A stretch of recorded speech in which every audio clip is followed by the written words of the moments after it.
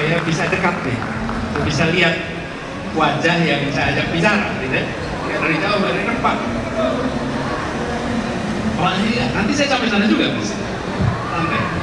Gini, udah bisa dipasang. Saya tadi minta dipasangkan. Tantangan yang kita miliki saat ini adalah yang tadi saya sebut. Anaknya abad 21, gurunya abad 20, sekolahnya abad 19. Nah, anak-anak kita ini akan hidup di abad 21. Karena itu grade edu dan semuanya, semua yang berada di urusan pendidikan harus memproyeksikan apa yang menjadi kebutuhan di masa depan, sehingga bekal yang kita berikan sekarang membuat anak-anak kita menengok ke belakang dan bersyukur. Jangan sampai tahun 2039 anak-anak kita menengok ke belakang dan menyesali kenapa sekolah tempat saya dulu belajar tidak memberikan bekal A, B, C, D, E, F, G. Lalu kita menyesalinya besok. Dan gurunya kalau udah hidup, kalau masih hidup, ini guru-gurunya nih, lebaran didatengin. Terima kasih Bu, Bapak, saya udah alhamdulillah. Sayang Bapak dulu nggak ngajarin ini. Kita beresin sekarang. Apa yang menjadi concern?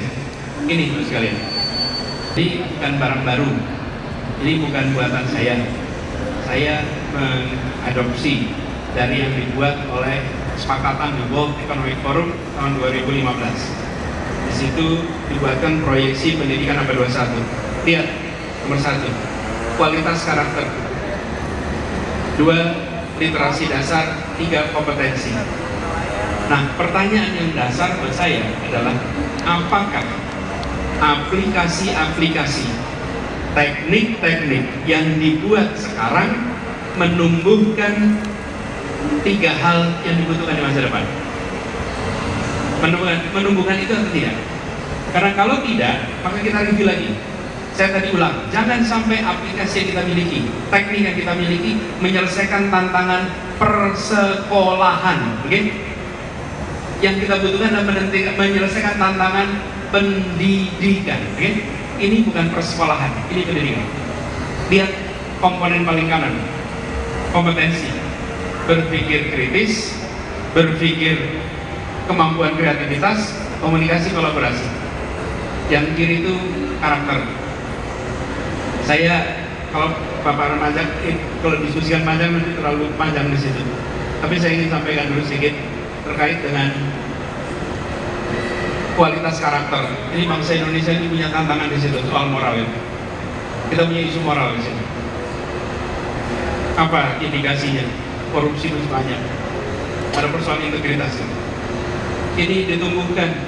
Tapi cara menumbuhkan karakter itu, kita kan sering mengatakan pendidikan karakter itu penting. Tapi sering yang kita bayangkan karakter itu moralnya saja. Karakter itu 2, ada karakter moral, karakter kinerja.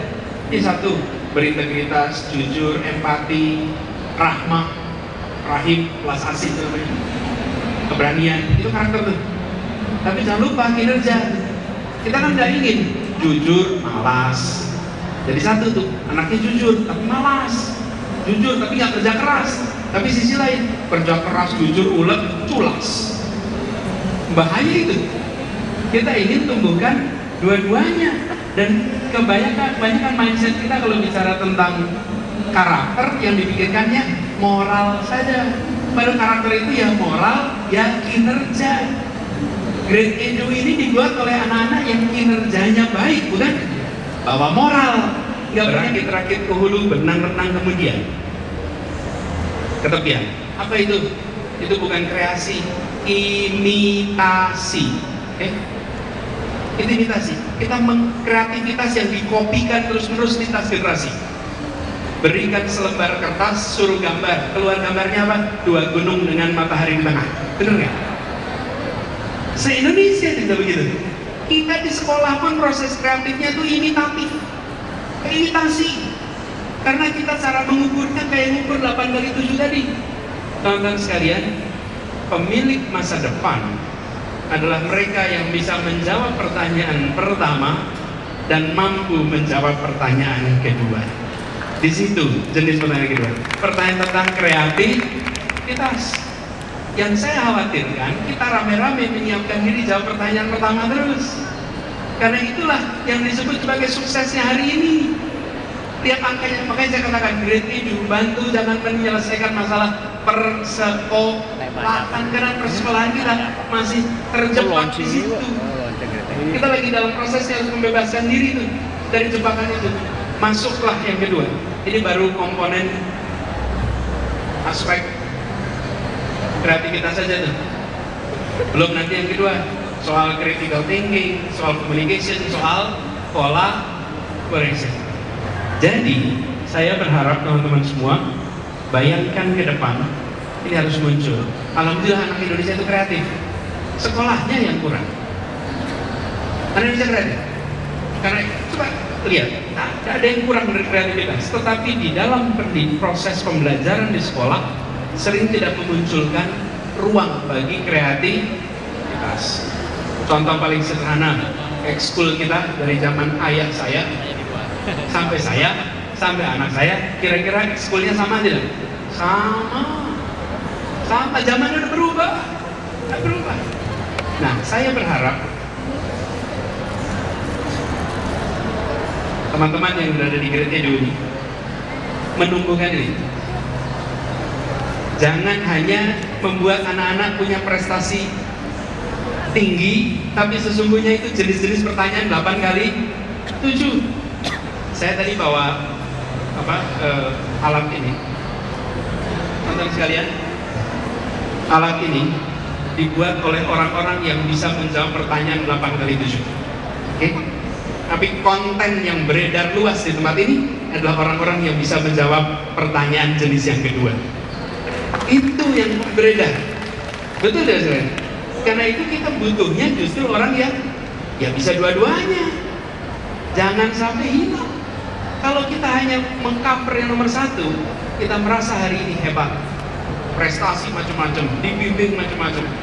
Tapi kita tidak menyiapkan diri untuk besok.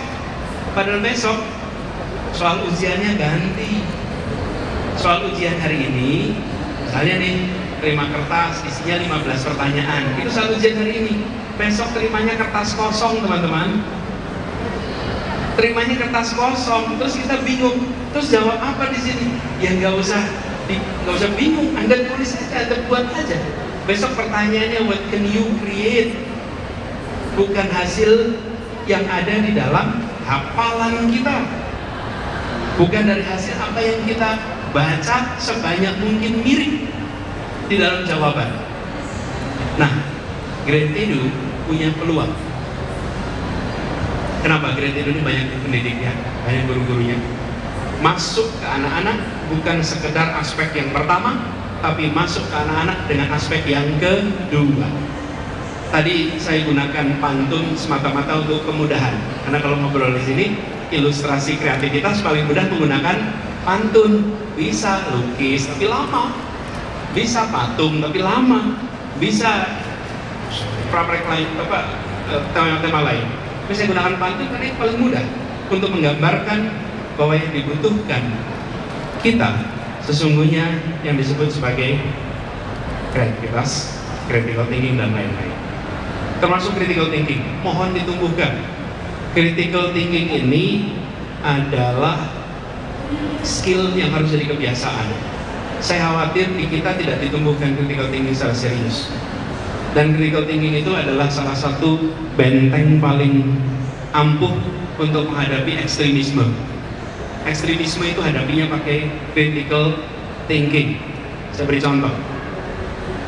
Contoh ekstremisme. Dapat SMS, dapat WA, tawaran, Anda invest ke saya 30 juta. Dalam waktu 3 bulan nanti jadi 90 juta. Itu ekstremisme. Jadi ekstremisme itu jangan dibayangkan agama aja. Kita kalau dengar ekstremisme berarti agama. Tidak. Ekstremisme itu dalam banyak sektor. Di bisnis pun ada ekstremisme. Dan banyak yang terbawa, bukan? Cuman kalau yang terbawa bisnis bisa dilaporin polisi, gitu. Kalau terbawa ekstremisme yang lain nggak bisa dilaporin, karena kan pikiran. Kita ekstrim, mana mungkin 30 juta dalam 3 bulan jadi 90 juta itu. Tapi bagi kita yang udah sekolah, kita yang ngerti dunia bisnis, yang mengerti tentang berpikir sistematis, kritis, info begini itu dengan mudah ditolak. Kita kenapa punya hoax yang beredar luar biasa? Tidak ada critical thinking.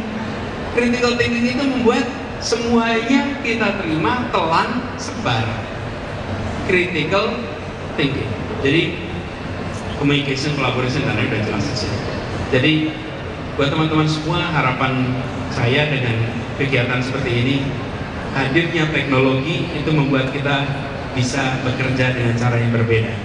Jangan sampai teknologi itu hanya begini, doing more of the same thing, mengerjakan lebih rumit, lebih banyak untuk hal yang sama. Saya paling gemes kalau lihat ada ruang kelas pakai smart board, tapi gurunya ngajar seperti pakai blackboard. Jadi kayak pakai kapur, pakai itu, tapi pakainya smartboard, kemahalan. Kalau sudah bisa pakai alat yang smart, maka penggunanya harus juga smart. Kalau tidak, ya ada artinya alat-alat itu. Jadi buat teman-teman semua di Great Edu ini saya berharap banyak. Ini adalah anak-anak kreatif, muda. Bedanya anak muda sama orang tua itu apa sih? Disebut muda tuh kriterianya apa? Yang di sini, yang di ruangan ini muda apa tua? Ngaku aja muda kan? Kita muda apa tua? Ya ada muda gitu kan? Saya punya rumus sederhana soal muda tua.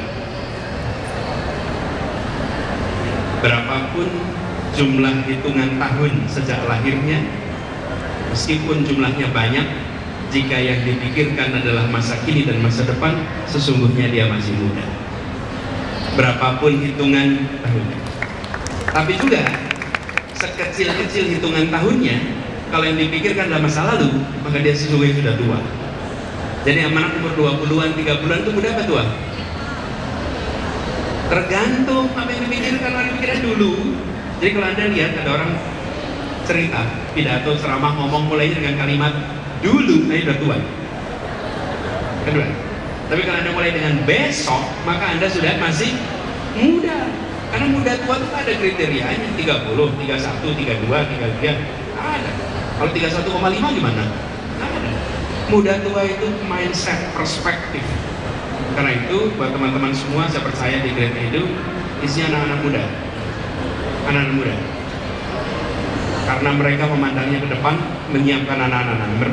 Harapan saya adalah ini membekali. Saya nanti ingin, kalau boleh saya titip nih buat Great Edu, ingin nanti 10-15 tahun yang akan datang, anak-anak yang pernah mengalami proses pembelajaran lewat Great Edu ini akan bisa menengok ke belakang dan mengatakan bahwa keberhasilan yang saya dapatkan sekarang salah satunya dibantu oleh Great Edu Indonesia. Itu aja dari saya, terima kasih, kurang lebih mohon maaf. Assalamualaikum warahmatullahi wabarakatuh. Waalaikumsalam warahmatullahi wabarakatuh. Terima kasih Bapak Anies Baswedan.